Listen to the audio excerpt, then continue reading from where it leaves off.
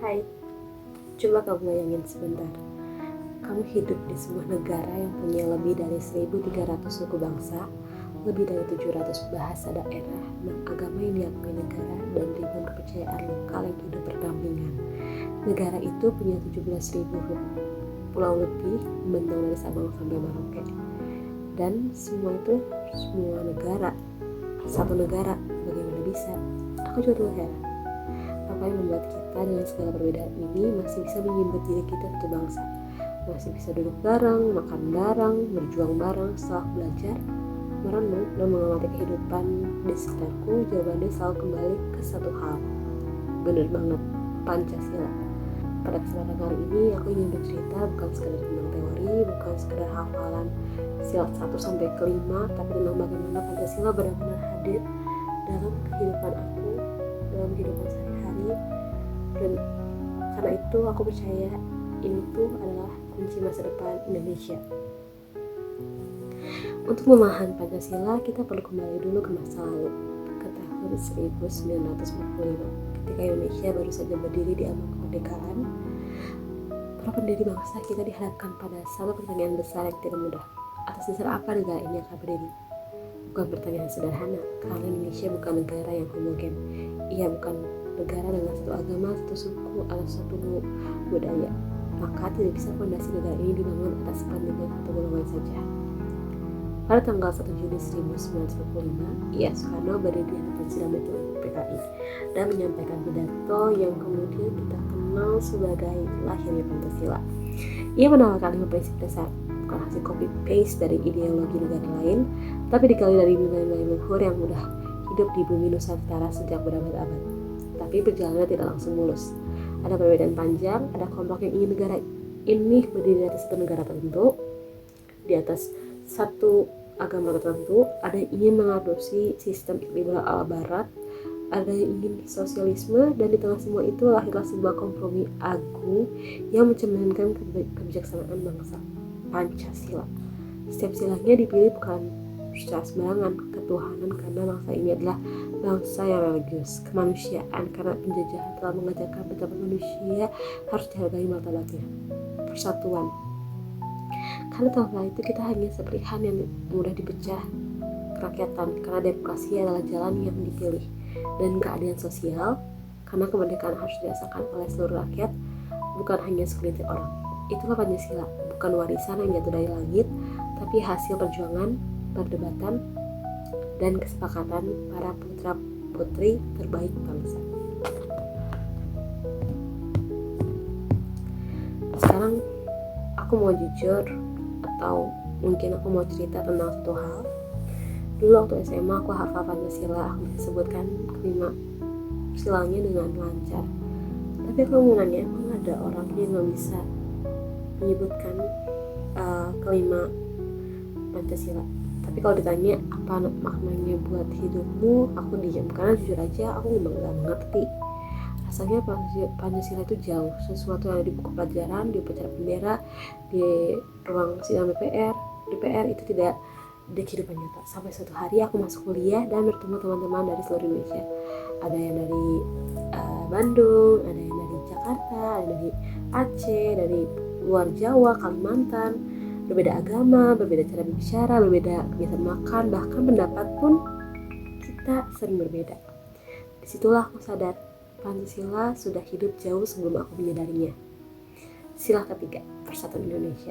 Bukan soal kita harus sama, justru sebaliknya. Kita mengajarkan bahwa perbedaan adalah kekayaan, bukan ancaman. Sila kedua, kemanusiaan yang adil dan beradab. Aku merasakan setiap kali seorang teman membantuku, terutama pamrih, atau ketika aku memilih untuk tidak membuli orang yang berbeda pendapat di medsos. Sila kelima, keadilan sosial. Aku pikirkan setiap kali aku melihat yang tidak bisa bayar uang SPP atau kos, sementara yang lain hidup berlebih. Pancasila bukan teori di atas kertas, ia adalah cara kita memandang sama manusia, cara kita memilih sikap dalam kehidupan sehari-hari, dan itu sangat nyata. Tapi aku gak munafik, mengamalkan Pancasila itu tidak selalu mudah, terutama di zaman sekarang. Coba buka Twitter, atau mungkin kita sebut sekarang X, atau Instagram atau TikTok, apa yang kita lihat?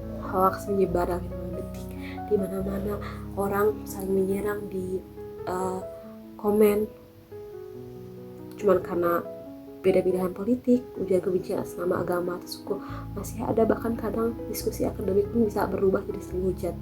Dan aku tidak imun dari itu semua. Pernah suatu kali aku hampir ikut menyebarkan sebuah berita yang ternyata hoax. Jujur situ aku ngerasa bersalah banget, karena aku terlalu emosi duluan, jadi yaudah aku sebarin aja deh. Pernah juga aku menghakimi seorang di media sosial tanpa tahu cerita lengkapnya. Tapi kemudian aku bertanya pada diriku sendiri, di mana nilai Pancasilaku, di mana pelajaran, di mana sila-sila yang aku pelajari saat SMA. Sila keempat mengajarkan musyawarah dan hikmat kebijaksanaan.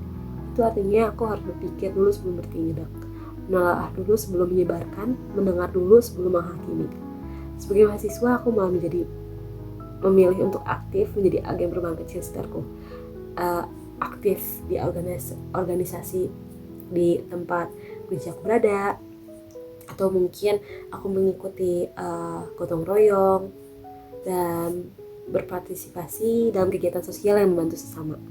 Karena implementasi Pancasila bukan tugas presiden, bukan tugas menteri, bukan tugas DPR aja, tapi itu juga tanggung jawab kita setiap hari, setiap pilihan kecil yang kita buat. Sekarang mari kita bicara lebih dalam. Di tengah arus globalisasi yang deras ini, Indonesia dihadapkan pada banyak tawaran ideologi dari luar. Ada liberalisme yang menempatkan individu di atas segalanya. Mungkin ada juga radikalisme yang ingin mengganti sistem negara dengan tatanan lain. Ada pula konsumerisme dan materialisme yang perlahan menggerus solidaritas sosial. Disinilah peranan Pancasila sebagai falsafah bangsa dan sistem ideologi dasar negara menjadi sangat krusial. Pancasila menempatkan manusia bukan sebagai individu yang berdiri sendiri, tapi sebagai bagian dari komunitas yang saling terhubung. Ini berbeda dengan liberalisme ekstrim yang kadang melupakan tanggung jawab sosial. Tapi Pancasila juga bukan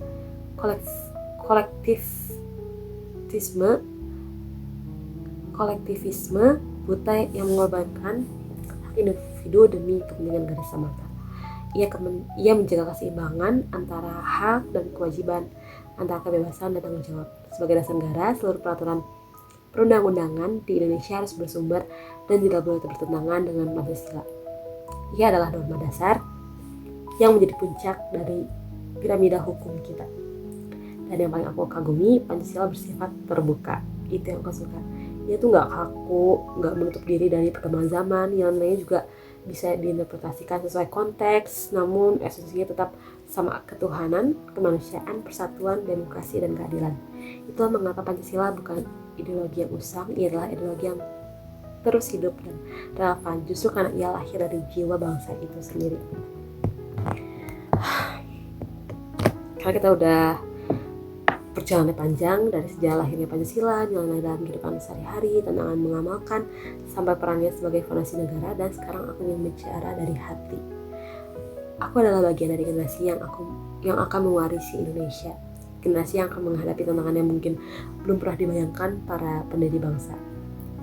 Kecerdasan buatan, krisis iklim, perubahan geopolitik global, dan masih banyak lagi. Tapi aku tidak takut, karena aku percaya selama kita berpegang pada Pancasila, kita punya kompas yang benar. Aku bermimpi tentang Indonesia ini, di mana anak dari Papua punya akses pendidikan sama dengan anak di Jakarta. Jadi nggak saling membedakan, tapi tetap sama. Mau pendidikan di Papua maupun di Jakarta harus tetap sama. Di mana orang tidak menghakimi karena agama atau sukunya, di mana pemimpin dipilih karena integritas bukan karena uang, di mana keadilan bukan sosial, bukan slogan kampanye, tapi kenyataan yang dirasakan masyarakat. Dan aku ingin jadi bagian dari generasi yang menepati janji itu. Sekian dari video saya.